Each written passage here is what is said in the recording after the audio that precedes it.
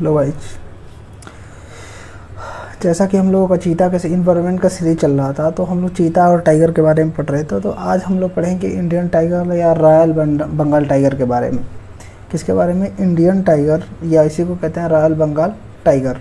ठीक है, ये जो टाइगर स्पेसीज होते हैं इंडिया के नेटिव होते हैं, यानी इंडिया में पाए जाते हैं, इंडिया के ही उपज हैं। और इनका लार्जेस्ट पॉपुलेशन जो है बंगाल टाइगर का, वो भी इंडिया में ही है। लेकिन कहा जा सकता है कि ज़्यादा से ज़्यादा टाइगर, बंगाल टाइगर जो है कि इंडिया में है, लेकिन ऐसा नहीं कि केवल इंडिया में है। ये इंडिया के बाहर भी पाए जाते हैं, जैसे कि बांग्लादेश, नेपाल, भूटान। बांग्लादेश, नेपाल, भूटान में भी कुछ छोटे छोटे ग्रुपों में इनका मतलब उपलब्धता पाई जाती है, लेकिन उपलब्धता होती है। लेकिन अगर अब बात करें क्या ये चाइना और म्यांमार में भी पाए जाते हैं, तो हाँ, ये चाइना और म्यांमार में भी पाए जाते हैं, पाए जा सकते हैं या पाए जाते हैं। ठीक है, इसकी कंफर्मेशन नहीं कि पाए जाते हैं, पाए जा सकते हैं। ठीक है, अब बात करें इंडिया की कि इंडिया की क्या स्टेटस है टाइगर को लेके। तो वर्ल्ड टाइगर पॉपुलेशन में, यानी विश्व में टाइगर की जितनी जनसंख्या, उस टाइगर जनसंख्या में सबसे ज़्यादा जनसंख्या 70%, विश्व की कुल टाइगर जनसंख्या की 70% जनसंख्या कहाँ पाई जाती है?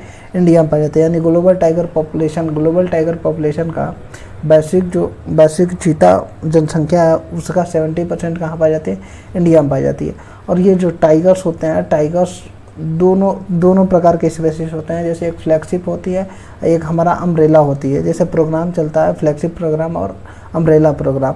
तो फ्लैगशिप प्रोग्राम केवल, जैसे कि अगर बात करें फ्लैगशिप प्रोग्राम की, तो फ्लैगशिप प्रोग्राम क्या होता है कि जैसे उसी चीज़ को लेके बस प्रोग्राम चले, इसको फ्लैगशिप प्रोग्राम कहते हैं। जैसे कि अगर हम बात करें जनधन योजना, ये एक फ्लैगशिप प्रोग्राम है। लेकिन अगर अम्ब्रेला स्पेसीज की बात करें, अम्ब्रेला स्पेसीज का मतलब ये ग्रुपों का एक, मतलब ये अम्ब्रेला अगर योजना की बात करें तो ये योजनाओं का ग्रुप होता है। जैसे इंद्रधनुष योजना, तो ऐसे कह सकते हैं। तो ये जो टाइगर्स होते हैं, टाइगर फ्लैगशिप और अम्ब्रेला स्पेसीज दोनों स्पेसीज होते हैं। ठीक है, हम तो प्रोग्राम की बात करें, लेकिन यहाँ स्पेसीज की बात करें तो यानी ये फ्लैगशिप भी स्पेसीज होते हैं, अम्ब्रेला स्पेसीज भी होते हैं। ठीक है, अगर देखा जाए कि इस टाइगर रेंज की कैटेगरी में, जो भी इस टाइगर रेंज की कैटेगरी में है, तो 2020 में जो टाइगर रेंज की कैटेगरी में थे, यानी जहाँ जहाँ टाइगरों की कमी पाई गई थी, वहाँ पे शपथ लिया गया कि 2022 में हम क्या करेंगे कि टाइगर के कंट्रीज को डबल कर, मतलब टाइगर की संख्या को क्या करेंगे?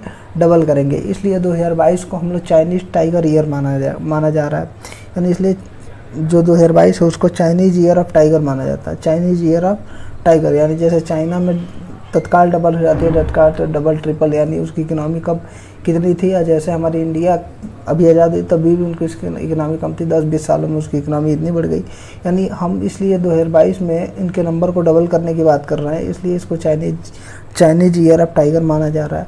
अब इसकी बात कर लेंगे कि इसका स्टेटस क्या है। रॉयल बंगाल टाइगर की स्टेटस क्या है, स्टेटस की बात करते हैं। ठीक है, तो रॉयल बंगाल टाइगर की तो हम आपको पहले पता है कि कितने लोग स्टेटस देते हैं। पहला देता आईयूसीएन अगर स्टेटस देगा तो आईयूसीएन के रेड लिस्ट में पाया जाता है।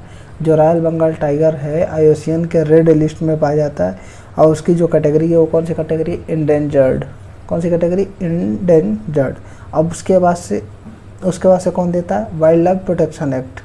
तो वाइल्ड लाइफ प्रोटेक्शन यानी वन्यजीव संरक्षण अधिनियम 1972, वाइल्ड लाइफ प्रोटेक्शन एक्ट, वन्यजीव संरक्षण अधिनियम 1972, ये शेड्यूल जारी करता है। तो ये किस शेड्यूल में? शेड्यूल 1 में। जैसे कि पहले हम पढ़े थे चीता, वो भी शेड्यूल 1 में था।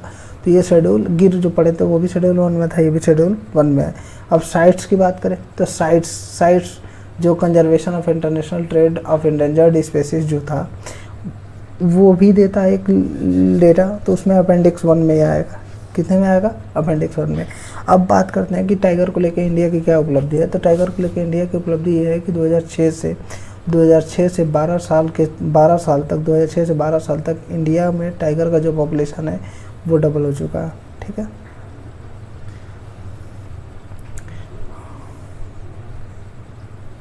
Thank you.